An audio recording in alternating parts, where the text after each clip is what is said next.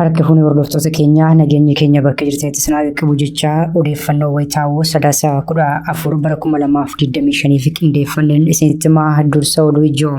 Araarsaa Mardaasaa Tibbanaa manni maree amantaalee Itoophiyaa ibsa baasee jijjiirsiisuun dhagahame. Koreen waan kana qulqulleessituu jedhamuun kan filatamanis gara bakka sanaatti akka hin imalin barame.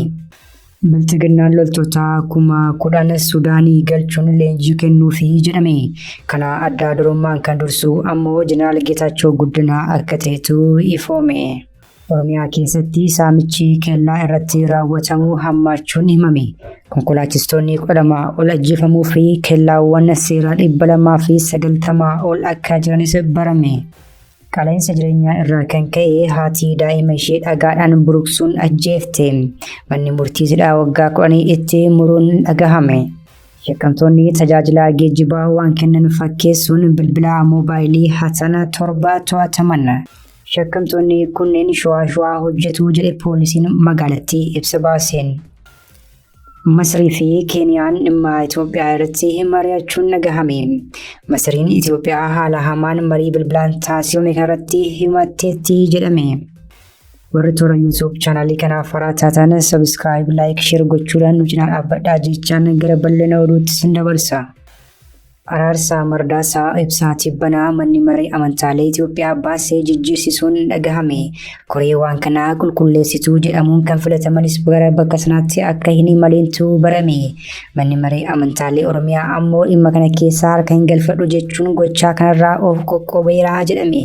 Walitti bu'iinsa amantaa fi gosummaa uumuun umrii aangoo isaa dheereffachuuf hojjetaa jedhamuun kan himatamu Biltiginnaan Tibbanas tarkaanfii hamii kana dhugoomsuu fudhachuutu barame. Muummichi ministeeraa mucaa biyya kootii kan ittiin jedhanii fi eegumsi addaa kan taasifamuuf Ivaanjeelikaal Taagaayii Taaddalee ibsa mana maree amantaalee Itoophiyaa Tibbanaa akka jijjiirsan dirqisiisuutu himame. Koreen dhimma kana qulqulleessuuf ergame aanaa sirkaa qofaatti miidhamtoota kaadiroonni fidaniif akka dubbisantu himame. Namoonni kaadirootaan filatamanii dhufan kunillee qaama haleellaa raawwate kana maqaa dhahuu caalaa hidhattoota jechuun ibsaa kan ture yoo ta'u qofaatti gaafa gaafataman garuu qaamni mootummaan ergee haleellaa sana raawwachuu akka dubbatan koreen qulqulleessitu kun ifoomseera. Akkasumas manni lubummaa aanaalee kanneenii ibsa baasaniin haleellaa kana kan raawwate riphee lolaa osoo hin taane qaama mootummaa ta'uu ibsanii turan. Haa ta'u malee kana gabaasa keenya keessatti osoo hin hammachiisin duuchaadhumatti haleellicha kan raawwate hidhattoota jedhamee ibsi akka kennamu dirqisiifamnee jiru miseensonni koree qulqulleessituu dhimmicha yaada kennaniin. Kana malees Ivaanjeelikaal Taagaayii Taaddalee erga gabaasni kun qindaa'ee booda dhufanii kallattiin mootummaa haleellaa kana kan raawwate shanidha akka jedhamu barbaada. Kanaaf shanidha jedha hamma nama ajjeefame ammoo hin dheerinaa jechuun akeekkachiisa kennuu himan. Hoogganaan biiroo bulchiinsaa fi nageenyaa Oromiyaa Araarsaa Mardaasaa ministeera nagaa Muhammad Idris wajjin gara biiroo keenyaa dhufuun haleellaa kana kan raawwate shanee qofa osoo hin taane faannoonis keessa jira jedhaatii itti dabalaa jechuun ajajuu koreen mana maree amantaalee Itoophiyaan filataman kun ni himu. Kanas akkuma ajajamnetti raawwannee jedhu koreen kun. Araarsaa Mardaasaa haleellaa kana akka waan mootummaan raawwateetti nutti duulamaa jira jechuun Phaaphaasiin kutaa lallabaa Arsii kan ta'an Abune Yaareed aangoorraa kaasuun qaba jechuun tarkaanfii fudhachuu akka eegalanis maddi oduu keenyaa kun ifoomseera. Biltiginnaan loltoota 10,000 Sudaanii galchuun leenjii kennuufi jedhame. Kana adda durummaan kan dursu ammoo Jeneraal Geetaachoo Guddinaa akka ta'etu ifoome. Biltiginnaan waggoota 2 dura humnoota Eertiraa fayyadamuun lola bal'aa uummata Impaayeritti irratti geggeessaa kan ture yoo ta'u yeroo ammaa kana ammoo Shaabiyaa wajjin diinomuu hordofee michuu gamtaa Imireetotaa kan taate Sudaan irraa loltoota 10,000 galfachuun leenjii kennee fi waraanaaf fayyadamuuf akka jirutu saaxilame. Bakki leenjii kanaas naannoo Beenishaangul Gumuz keessatti ijaaramee xumuramaa akka jiru maddi oduu keenyaa kun ifoomseera. Giddugalli leenjii kun iccitiidhaan kan ijaaramaa ture yoo ta'u baasii leenjii kanaaf oolu hunda kan kaffale ammoo gamtaa Imireetotaa akka ta'etu himame. Biltiginnaan kana dura Somaaliyaa keessatti hidhattoota leenjifachaa akka ture qondaaltonni waraanaa sirnichaa himaa turaniiru. Hidhattoonni amma leenjifaman kunneen loltoota Jeneraal Hameetii Dagaaloo akka ta'an maddi oduu keenyaa kun ifoomseera. Iddoo giddugala leenjii kun itti raawwatamaa jiru kanas bakka bu'oonni gamtaa Imireetotaa dhaquun daawwannaa taasisaniiru jedhame. Kana malees meeshaaleen leenjiif barbaachisanii fi leenjistoonni gara sanatti imalaa jiraachuutu himame. Haa ta'u malee haga ammaatti leenjitoonni mooraa akka hin seenin maddi kun dheereera. Meeshaan waraanaa fi konkolaattonni gara sanaa kan geeffamanis karaa buufata doonii Barbaraatiin jedhame. Giddu leenjii kun aanaa Mangii qarqara lagaa Daabbusitti akka baname odeessi kun ni addeessa. Giddu leenjii kun xumuramee ji'oota 3 dhufan keessatti leenjitoota simataa kan jedhamaa jiru yoo ta'u, hidha haaromsaatti yoo ta'uun isaa yaaddoo guddaa itti uumuu qondaaltonni waraanaa quuqama sabaa qaban ibsaa jiru. Oromiyaa keessatti saamichi kellaa irratti raawwatamu hammaachuun himame. Konkolaachiftonni 12 ol ajjeefamuu fi kellaawwan seeraa 290 ol jiraachuun ammoo ifoome. Impaayera Itoophiyaa keessatti daraa fi roorroon kutaalee hawaasaa hundarratti bifa garaagaraan geggeeffamaa kan jiru yoo ta'u, tibbana ammoo dhimmi konkolaachiftootaa fayyadamtoota miidiyaa hawaasaa akkaan dheekkamsiiseera. Torban darbe keessa konkolaachiftonni 12 haala suukanneessaan ajjeefamuu waldaan konkolaachistoota biyyattii ifoomsee ture.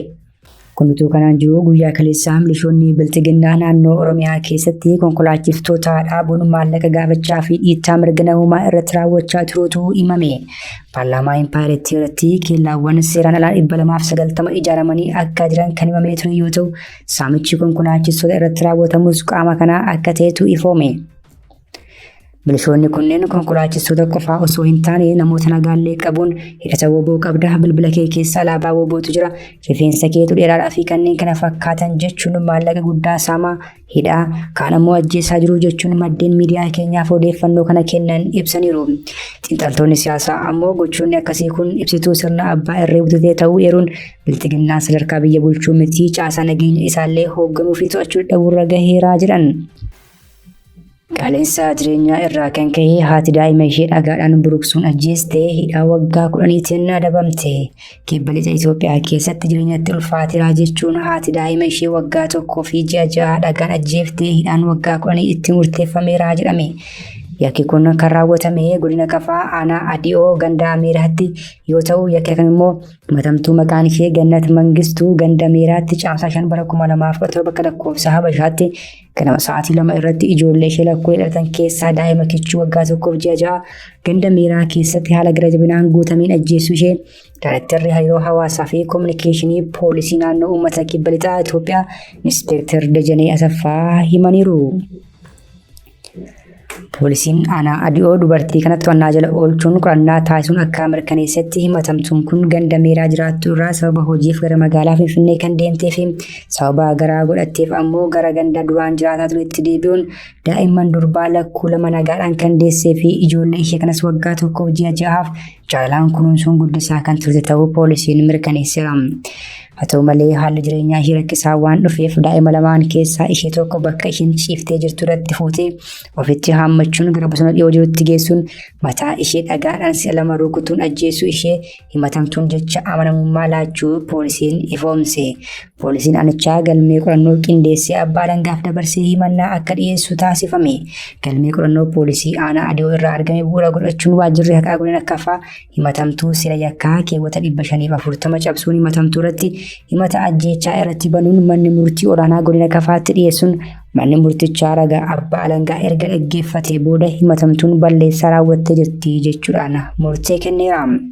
Haaluma kanaan manni murtii olaanaa godina Kafaa dhaddacha yakkaa 25 bara 2018 geggeeffameen himatamtuu Gannat Mangistuu irratti hidhaa waggaa 10 murteessuu inspektarichi himaniiru.